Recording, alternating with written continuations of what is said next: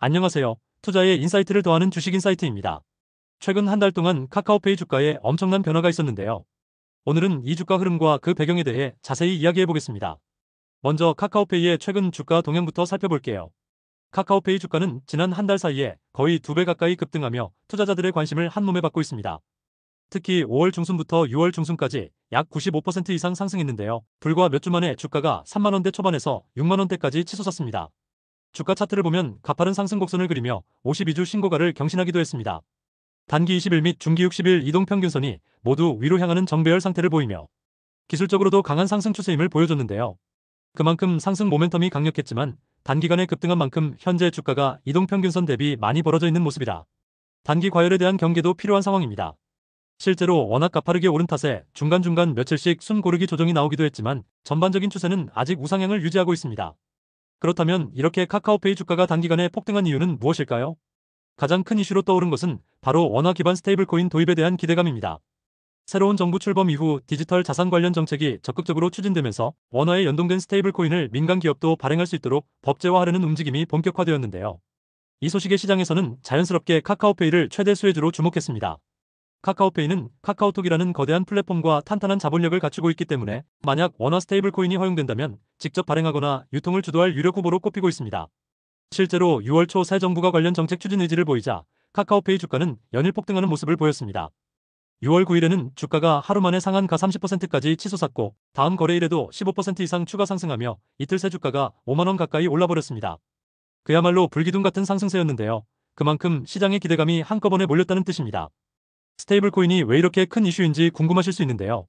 스테이블 코인은 달러나 원화 같은 실물 화폐 가치에 연동된 가상자산입니다. 쉽게 말해 1원짜리 디지털 동전이라고 생각하시면 되는데 블록체인 기반으로 거래되다 보니 기존 신용카드나 은행 이체보다 결제 수수료를 획기적으로 낮출 수 있고 결제와 정산 속도도 훨씬 빨라지는 장점이 있습니다. 이거 정말 엄청난 메리트 아니겠습니까?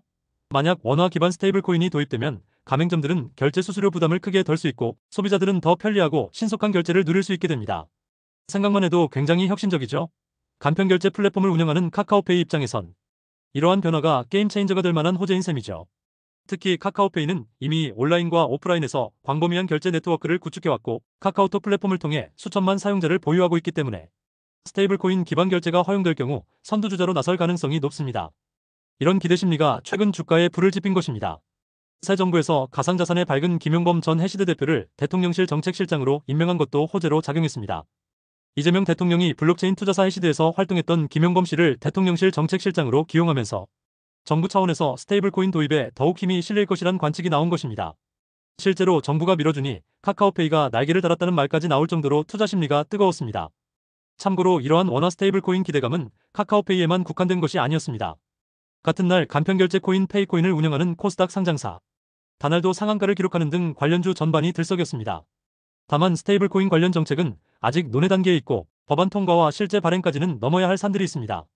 국회에서 마련 중인 디지털 자산 기본법안에서는 한국 법인이 일정 자기자본 요건만 충족하면 스테이블코인을 발행할 수 있도록 하는 내용이 담겼다고 하는데요. 요건에 세부치는 조율 중이지만 카카오페이 정도의 기업이라면 충분히 자격을 갖출 수 있을 것입니다.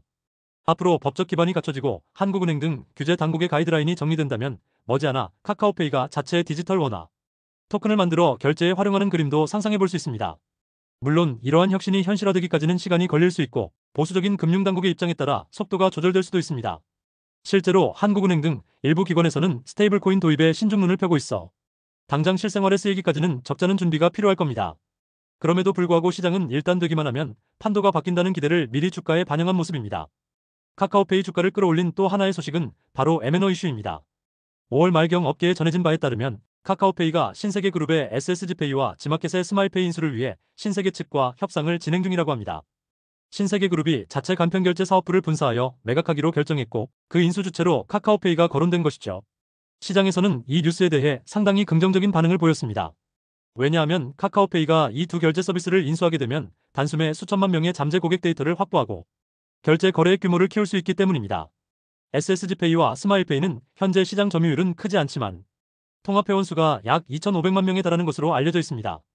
카카오페이가 이 이용자들을 자기 플랫폼으로 흡수한다면 국내 간편결제 시장 1위인 네이버페이를 따라잡을 발판을 마련할 수 있을 것입니다.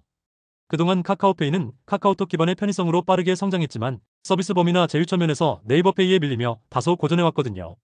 이번 인수를 통해 결제 생태계를 크게 확장하고 규모의 경제를 확보하려는 전략으로 풀이됩니다. 실제 IB투자은행 업계 관계자들도 카카오페이가 네이버페이 추격과 주가 부양을 위해 무엇이든 해보자는 식으로 인수를 검토하고 있다는 분석을 내놓기도 했습니다.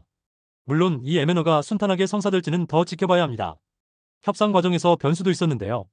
스마일페이의 일부 지분을 가진 알리바바 측이 간편결제 사업을 너무 쉽게 매각하는데 우려를 나타내며 제동을 거는 바람에 협상이 한때 중단되기도 했다고 합니다.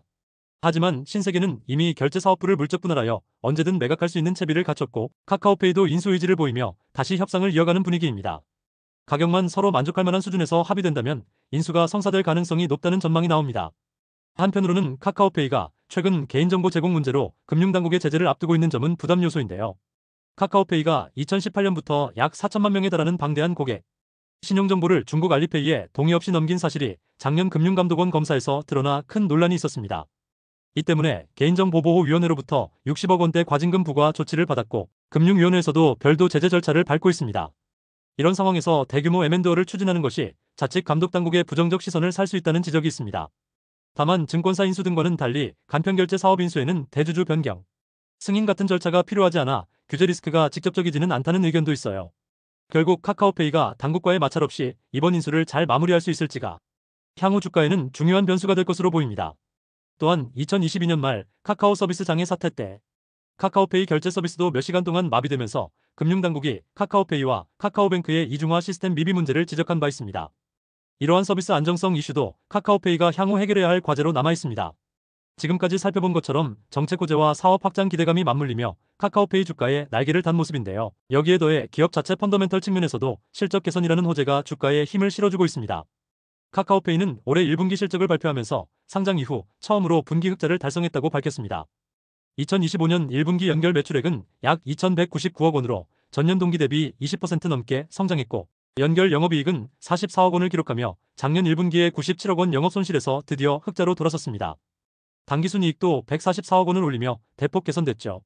창사 이래 4년 만에 처음으로 분기 기준 흑자를 낸 것이어서 회사 입장에서도 투자자 입장에서도 의미가 큽니다. 그동안 적자를 줄여가며 기다려온 끝에 드디어 본격적인 턴어라운드에 성공한 셈입니다. 그동안 주가 부진으로 소갈이하던 주주분들께도 모처럼 반가운 소식이었겠죠. 1분기 실적을 자세히 들여다보면 카카오페이가 어떻게 흑자 전환에 성공했는지 그 배경이 보이는데요. 우선 핵심 사업 부문들의 고른 성장이 돋보였습니다. 결제 사업에서는 온라인뿐 아니라 오프라인 및 해외 결제 이용이 크게 늘면서 전체 거래액이 증가했습니다. 구체적으로 이번 1분기 카카오페이의 전체 결제 및 금융 거래액은 약 44조 2천억 원으로 전년 대비 8% 증가했고 이 중 수수료 수익으로 연결되는 유료 결제액은 약 12조 8천억 원이었습니다. 부문별로 보면 온라인 결제는 7% 늘었고 오프라인 결제는 42% 급증했으며 해외 결제 20% 증가, 대출 중개 7% 증가, 송금 서비스 8% 증가 등 거의 모든 영역에서 골고루 성장했습니다. 특히 오프라인 결제 거래액이 40% 넘게 늘어난 것은 카카오페이가 온라인을 넘어 오프라인, 현실 세계의 결제 분야에서도 존재감을 빠르게 넓히고 있음을 보여주는 대목이죠. 참고로 현재 카카오페이는 중국 등 해외에서도 제휴를 통해 자국 앱처럼 결제가 가능한데요. 실제로 한국 관광객들이 현지 앱 설치나 환전 없이 카카오페이로 바로 결제할 수 있게 되면서 최근 5개월 동안 중국 내 카카오페이 결제 건수가 100배 이상 폭증했다는 소식도 있었습니다. 여기에 금융 서비스 부문의 폭발적인 성장이 실적 개선을 견인했습니다. 카카오페이는 결제만 하는 게 아니라 증권, 대출 중개, 보험 등 다양한 금융 서비스를 제공하고 있는데요. 이번 1분기 금융 서비스 부문 매출이 전년 대비 60% 이상 급증하면서 전체 매출에서 차지하는 비중이 38%까지 커졌습니다. 주식거래 수수료나 대출 중개 수익 등이 크게 늘어난 덕분입니다. 실제로 카카오페이 증권의 경우 1분기 매출이 작년 동기보다 58% 늘어난 447억 원을 올렸고 영업이익 35억 원으로 2분기 연속 흑자를 기록하며 효자 노릇을 했습니다. 주식시장이 활기를 띠며 카카오페이 증권의 모바일 주식거래 서비스에서 거래량이 급증한 효과를 본 것이죠. 또한 카카오페이가 운영하는 보험 서비스 부문도 해외여행 보험, 휴대폰 파손 보험 등 생활 밀착형 상품의 인기에 힘입어 매출이 전년 대비 138%나 뛰었습니다. 이렇게 결제부터 증권, 보험까지 전반적으로 고르게 성장하면서 플랫폼 전체의 수익성이 개선된 것입니다. 비용 측면에서도 효율화 노력이 진행된 것으로 보입니다. 한때는 시장 점유율 확대를 위해 공격적인 마케팅을 펼치며 적자를 감수하기도 했지만 최근에는 수익성 중심으로 운영 기조를 전환하면서 비용 구조가 한층 최적화되고 있습니다. 이러한 변화 덕분에 2024년까지 이어졌던 적자 행진을 마치고 올해 들어 흑자 기조로 돌아설 수 있었던 것이죠. 회사 측도 지난해 4분기에 이어 올해 1분기까지 연속으로 이익을 내면서 연결 기준 연간 흑자 달성 가능성을 확인했다고 자신감을 표했습니다. 실제로 증권가에서도 카카오페이가 올해 드디어 연간으로도 흑자를 낼 것이라는 전망을 속속 내놓고 있습니다. 즉, 앞으로는 비로소 돈 버는 카카오페이가 될 거라는 기대감이 커지는 분위기입니다. 성장성과 수익성 두 마리 토끼를 잡게 되면 기업 가치가 재평가받을 수 있기 때문에 이번 실적 개선 소식은 주가에 긍정적인 영향을 준 중요한 요소였습니다. 이렇듯 향후 전망을 밝게 하는 호재들이 이어지자 투자 수급에도 변화가 생겼습니다. 최근 한 달간 수급 동향을 살펴보면 외국인 투자자와 기관, 투자자가 모두 카카오페이 주식을 대거 순매수하며 주가 상승에 힘을 실었습니다. 집계에 따르면 지난 한 달 동안 외국인은 카카오페이 주식 약 119만 주를 순매수했고 기관도 약 94만 주를 순매수한 것으로 나타났습니다. 반면 개인 투자자들은 216만 주가량을 순매도했는데요. 이는 주가 급등 초기에 저가에 담았던 개인들이 차익 실현에 나선 반면 기관과 외국인은 오히려 중장기 성장성을 보고 꾸준히 매수에 나섰다는 해석을 할 수 있습니다. 실제로 6월 초 주가가 치솟을 당시에도 외국인과 기관이 함께 주식을 담고 있었고 개인들은 매물을 내놓는 흐름이 뚜렷했습니다. 특히 전일에 외국인 투자자가 대량 매수한 것으로 집계되었다는 소식이 전해지며 큰손들이 몰린다는 기대 심리를 자극하기도 했습니다. 결과적으로 기관과 외국인의 뭉칫돈 유입이 최근 주가 랠리에 강력한 추진력이 되었다고 볼 수 있습니다. 더불어 새 정부 출범 이후 증시 전반의 투자 심리가 개선되고 코스피가 강세를 보인 환경도 카카오페이 주가 상승에 힘을 보탰다고 할 수 있습니다. 여기까지 최근 한 달 새 카카오페이를 둘러싼 주요 호재들을 정리해봤는데요. 이제 경쟁사와 업계 동향도 간단히 짚어볼까요? 사실 카카오페이는 작년까지만 해도 시장의 평가가 썩 좋지 않았습니다. 간편결제 사업 자체는 성장세였지만 뚜렷한 차별화를 보여주지 못한다는 인식 속에 주가가 계속 하락했죠. 2021년 11월 상장 당시 19만 원에 육박했던 주가가 2023년을 지나며 3만 원대 초반까지 밀렸을 정도입니다. 상장 후 주가가 6분의 한 토막 났다는 말이 나올 정도로 부진했는데요. 이는 경쟁 심화 속에서 카카오페이의 앞날에 대한 시장의 의구심이 반영된 결과였습니다. 이렇게 어려움을 겪던 카카오페이가 앞서 말씀드린 정책과 실적 호재를 만나 단숨에 급등하면서 다시 주목을 받고 있는 것입니다. 현재 국내 간편결제 시장의 강자는 단연 네이버페이입니다. 네이버페이는 네이버 쇼핑 등 자사 온라인 플랫폼과 연계한 강력한 생태계를 바탕으로 막대한 사용자를 확보했고 나아가 삼성페이와의 제휴를 통해 오프라인 결제 영역까지 빠르게 확장하고 있습니다. 한편 토스 역시 간편 송금 서비스로 시작해 토스페이 등을 내세워 결제 시장에 뛰어들었지만 현재까지 시장 점유율 측면에서는 네이버페이와 카카오페이에 미치지 못하는 상황입니다. 이런 가운데 애플의 애플페이가 지난해 국내에 상륙해 아이폰 사용자들을 중심으로 빠르게 쓰임새를 넓혀가고 있는데요. 최근에는 아이폰으로 대중교통 요금까지 결제할 수 있게 될 것이란 전망이 나오면서 업계의 긴장감이 높아지고 있습니다. 글로벌 빅테크의 진출은 국내 사업자들에게 위협이면서도 동시에 자신들의 강점을 부각할 기회이기도 합니다.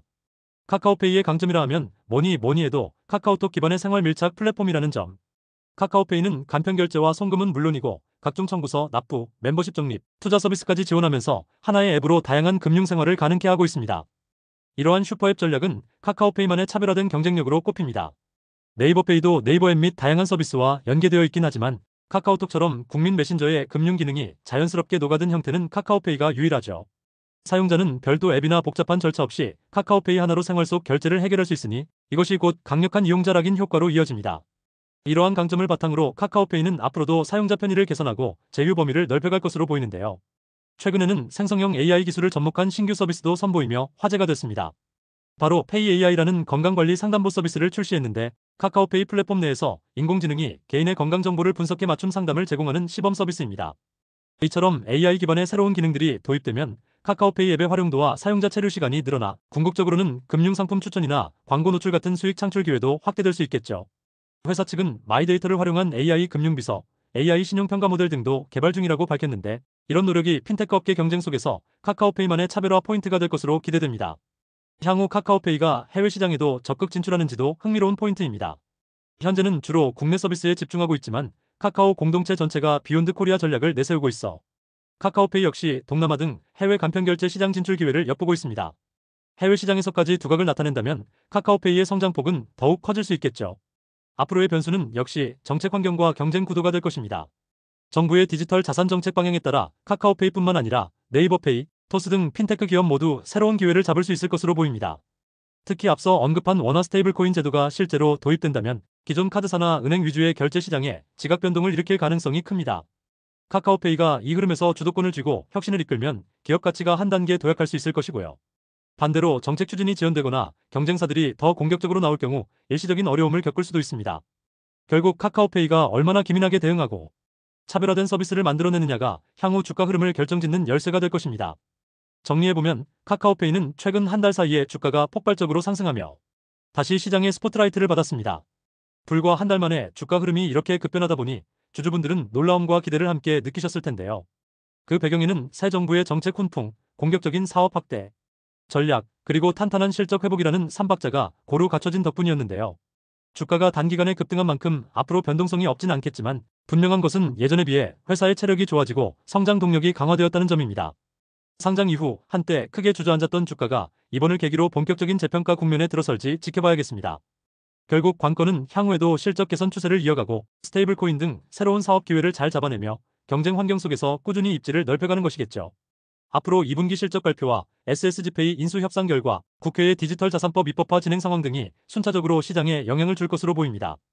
이러한 이벤트들에 따라 주가 변동성이 확대될 수도 있으니 꾸준히 관심을 가지고 지켜볼 필요가 있겠습니다. 또한 투자자 여러분께서는 기대와 함께 냉정함을 잃지 않고 이러한 요소들을 꾸준히 점검해 보시면 좋겠습니다. 오늘 카카오페이의 주가 흐름과 주요 이슈들에 대한 이야기는 여기까지입니다. 카카오페이를 관심있게 지켜보시는 투자자분들께 조금이나마 인사이트가 되었길 바라며 마무리하겠습니다. 이번 영상이 도움되셨다면 구독, 좋아요 부탁드립니다. 그리고 영상 내에서 언급된 정보는 투자 판단에 대한 참고사항일 뿐 최종적인 투자 판단과 책임은 투자자 본인에게 있음을 명심하시길 바랍니다. 지금까지 주식인사이트였습니다. 시청해주셔서 감사합니다. 다음 영상에서 또 뵙겠습니다.